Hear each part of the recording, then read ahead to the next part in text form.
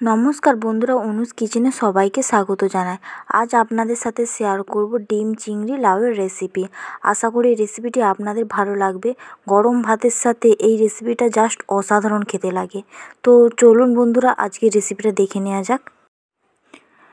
ডিম লাউ তৈরি করতে এখানে নিয়ে নিয়েছি একটি বড় সাইজের লাউটাকে কেটে নেব। এখানে ডিম লাউটাকে ছোট ছোট পিস করে কেটে নিয়েছি। নিয়ে নিয়েছি পেঁয়াজ কুচি, টমেটো কুচি, রসুন বাটা, আদা বাটা। গ্যাসের ফ্লেমটাকে মিডিয়ামে রেখে কড়াতে দিয়ে দিয়েছি সাদা তেল। তেলটা গরম হয়ে আসলে দিয়ে দেব কেটে রাখা আলু আর লাউগুলোকে।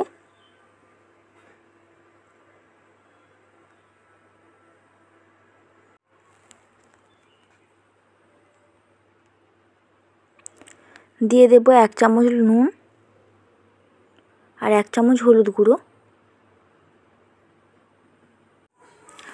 লাউ আর আলুগুলোকে ভালো করে ভেজে নেব। লাউ আর আলুগুলোকে ভালো করে ভেজে নিয়েছি। এরপর একটি প্লেটে তুলে নেব।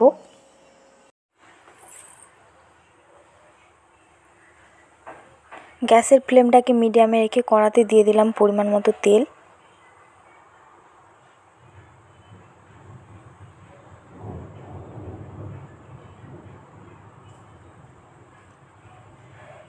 তেলটা গরম হয়ে আসলে দিয়ে দেব 2টো ডিম।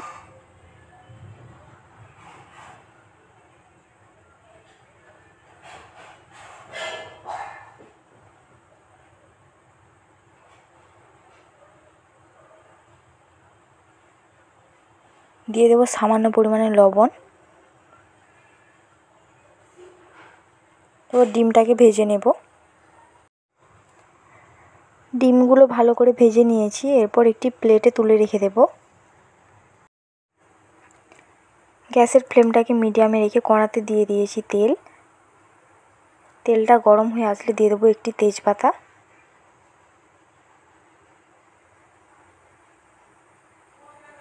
একটি শুকনো লঙ্কা আর সামান্য পরিমাণে চিনি। উপকরণগুলো ভাজা হয়ে আসলে দিয়ে দেব কেটে রাখা পেঁয়াজ কুচিগুলো।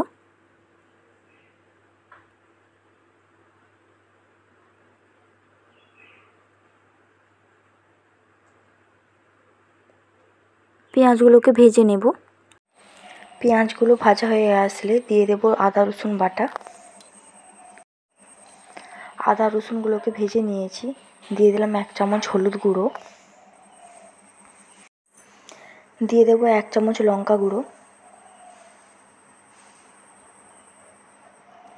সামান্য পরিমাণে জল দিয়ে মশলাটিকে কষে নেব।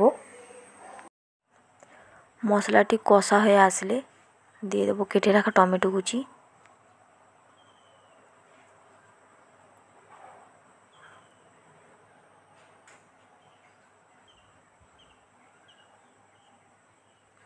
দিয়ে দেব সামান্য পরিমাণে লবণ, যাতে টমেটোগুলো ভাজা হয়ে যায় আর গলে আসে।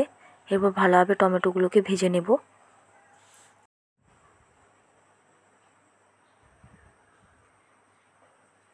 মশলাটিকে ভালোভাবে কষে নিয়েছি। ভেজে রাখা আলু আর লাউগুলোকে মশলার সাথে দিয়ে দেব।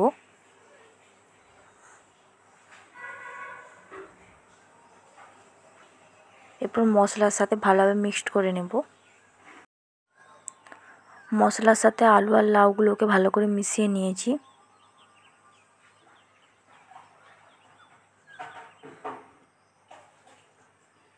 এরপর পরিমাণ মতো জল দিয়ে 3 মিনিটের জন্য রান্না করে নেব। চিংড়ি মাছগুলো আগে থেকে ভেজে নিয়েছিলাম।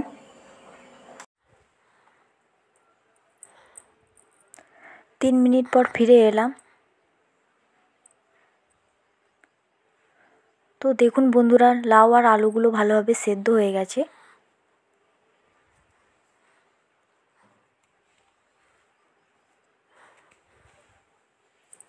এরপর লাউয়ের উপরে ভেজে রাখা চিংড়ি মাছগুলো দিয়ে দেব।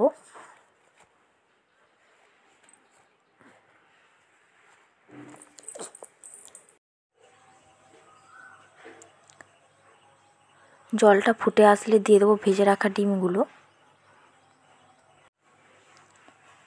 ডিম ভাজাগুলো আলু আর লাউয়ের সাথে ভালোভাবে মিশিয়ে নেব। তো তৈরি হয়ে গেল ডিম লাউয়ের রেসিপি। আশা করি এই রেসিপিটি আপনাদের ভালো লেগেছে।